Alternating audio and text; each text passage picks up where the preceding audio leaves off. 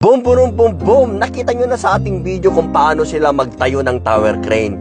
Ngayon naman may nagtanong, paano naman i-dismantle?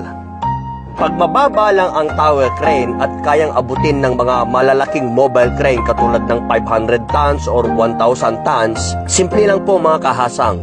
Dahil ang tower crane ay binubuo ng section by section by section, so ibig sabihin, tatanggalin lang ng isa-isa yan. Tingnan nyo sa video, ganyan lang po siya kasimple.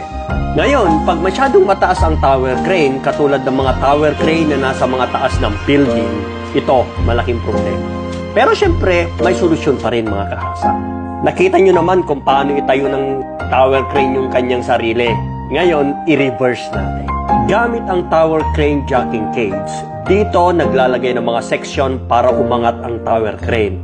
Pero dito rin pwedeng magtanggal para bumaba ang tower crane. Gamit ang kanyang sarili, mag-i-install muna sila ng isang I-beam na sasabitan ng isang section na tatanggalin. At bago sila magtanggal, kailangan munang balanse ang magkabilahan. Kaya naglilip sila ng isang counterweight na magbabalanse dun sa kabilang counterweight. Pag naikonekta na yung tower crane jacking cage na siyang nagsusuporta sa upper part ng tower crane, i-jack up na nila para matanggal yung isang section at saka nila ilalabas. Pag nailabas yung isang section, ibababa nila ulit yung crane gamit ang tower crane jacking cage. I-fix muna nila.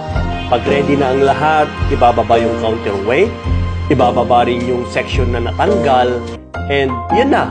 Baulit-ulit yung process hanggang bumaba yung tower crane.